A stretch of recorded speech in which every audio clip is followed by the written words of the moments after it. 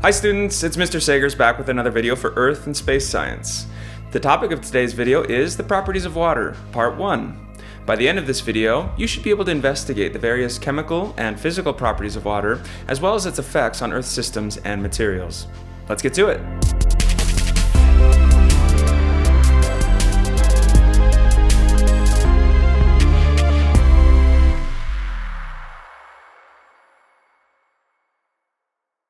Though it fills vast oceans, lakes, and seas, we'll begin this video by exploring water on the smallest possible scale, on the molecular level. Recall that a molecule is simply two or more atoms that have bonded together, and just like atoms, molecules are extremely small and can't be seen with the naked eye. In fact, water molecules are so small that a single drop of water contains over 1.5 sextillion molecules. There are 3 atoms that make up each and every molecule of water. These include 2 hydrogen atoms bonded to a single atom of oxygen. Thus, the chemical formula for water is notated as H2O, where H2 represents the 2 hydrogen atoms and the lone O represents the oxygen atom. The molecular bond formed between these 3 atoms is known as a covalent bond. Now recall that atoms consist of 3 fundamental particles: protons, neutrons, and electrons. Protons and neutrons comprise what is known as the nucleus of the atom, while electrons create a shell around the outside. On occasion, 2 or more atoms bond together by sharing the electrons in their shells, and this sharing of electrons is known as covalent bonding. Although the reasons why atoms form covalent bonds falls beyond the scope of this lesson, you should know that through covalent bonding, atoms achieve a greater state of stability. Just think of it. Hydrogen is an extremely reactive and unstable atom, as is oxygen. When 2 hydrogen atoms bond with an oxygen atom, however, the sharing of electrons results in the very stable molecule that we know as water. Now that we have a grasp on the structure of a water molecule, we'll now take a look at a most important property known as polarity. The geometry of a water molecule is represented in the image shown. Notice how the 2 hydrogen atoms slightly tend to favor one side of the molecule. This has to do with the electric forces of the protons and electrons within the water molecule. Protons carry a positive electric charge. The electric charge of electrons is negative. The shared electrons in a molecule of water tend to be more attracted to the oxygen nucleus than they are to the 2 hydrogen nuclei. The result is that the oxygen side of the molecule has a slight negative charge, while the hydrogen side has a slightly more positive charge. This is much like a magnet, which has both a positive and a negative end, or pole. Water, therefore, is known as a polar molecule, meaning that it has a positive pole and a negative pole. An understanding of this property of polarity is crucial to understanding so many of the other properties that make water unique. For example, have you ever noticed how water tends to group together in droplets rather than spreading out over a surface? Why does it behave this way? Water's polarity provides the answer. When it comes to electric charges, opposites attract.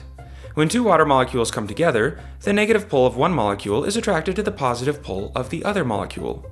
Looking at it another way, the negatively charged oxygen side of one molecule will be attracted to the positively charged hydrogen side of the other molecule. Thus, the countless water molecules in a single drop of water experience attraction to one another due to their polarity. The attraction of one water molecule to another is known as cohesion and explains why water tends to group in droplets. Like the property of cohesion, adhesion is also a property brought about by water's polarity. Adhesion is simply the attraction of a water molecule to another non-water molecule. We see this all of the time. Have you ever witnessed water sticking to another surface? What about rain on a window pane or a droplet of water on the outside of your cold soda can? Water's polarity means that it especially likes to adhere to other polar surfaces, such as glass. On the other hand, certain materials are strongly hydrophobic, meaning that water will not adhere to them. These substances are nonpolar and even appear to repel water. For example, oils are hydrophobic substances that are nonpolar and are thus not attracted to water. In some instances, water's polarity is so strong that it actually pulls other molecules apart by breaking the bonds that hold those molecules together. This is what happens when another molecule dissolves in water. Take salt, for example. Sodium chloride, also known as table salt, is a polar molecule made of a sodium atom bonded to an atom of chlorine. When placed in water, the polar water molecules break the bond between the sodium and chlorine atoms that hold the salt together. This results in the sodium and chlorine atoms freely floating amongst the water molecules and creates a liquid known as a solution. In this example, water is the solvent, or the liquid that dissolves. The salt is known as the solute, or the substance being dissolved. Water is, in fact, so efficient at dissolving other molecules that it is often referred to as the universal solvent. Although it will not dissolve every substance on Earth, water is capable of dissolving more substances than any other known liquid. Our final topic of discussion for this video will be the pH of water. pH stands for power of hydrogen and can be rated on a scale that measures the acidity or basicity of a substance. The pH scale numbers from 0 to 14. Substances with a pH of less than 7 are acidic.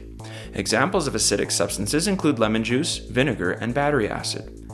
Conversely, substances with a pH greater than 7 are basic or alkaline. Some examples of bases include baking soda, bleach, and liquid drain cleaner. Substances with a pH of exactly 7 are neutral, meaning that they are neither acidic nor basic. A change in one number on the pH scale represents a 10-fold change in the acidity or alkalinity of a substance. Thus, a substance with a pH of 4 is 10 times more acidic than a substance with a pH of 5. Strong acids have a pH near 0, and strong bases have a pH near 14. Both strong acids and strong bases can cause corrosion and other chemical reactions when brought into contact with other substances. The pH of pure water is 7, meaning that, in terms of acidity or basicity, pure water is quite neutral. On Earth, however, water is often far from pure. Seawater tends to be more basic and has an average pH of about 8. Rainwater, on the other hand, tends to be more acidic and measures a pH of around 6. And acid rain is a phenomenon wherein the pH of rainwater may be as low as 4. Acid rain originates from pollutants in the air that include greenhouse gas emissions such as carbon dioxide, as well as other acidic vapors, such as the sulfur dioxide that results from the eruption of volcanoes. As water vapor in the air interacts with these pollutants, they dissolve amongst the water molecules. Eventually, this acidic vapor condenses and falls back to Earth as precipitation in the form of rain or snow. Acid rain can have a profound effect on Earth's structures and systems. It turns soils more acidic, making it more difficult for certain plants to adapt and grow. In addition, acid rain can react with the calcium found in limestone and marble and result in chemical weathering of rock formations and even buildings made from those stones. One of the major jobs of hydrologists, or scientists who study water, is to measure the pH of water from rain and other natural reservoirs on Earth. A sudden and drastic change in pH generally makes it more difficult for living organisms to adapt to the water's acidity or alkalinity. So to recap, a molecule of water is made of 2 hydrogen atoms bonded to an atom of oxygen, and its chemical formula is H2O. Water is a polar molecule, and as such exhibits the properties of cohesion and adhesion. Its polarity also makes water a powerful solvent, meaning it readily dissolves many substances. And although the pH of pure water is neutral, variations in water's pH can cause changes to Earth's systems, structures, and ecosystems. Well, that wraps up our video on the properties of water part 1. I hope you enjoyed it and look forward to seeing you next time when we explore part 2. Until then, ad astra.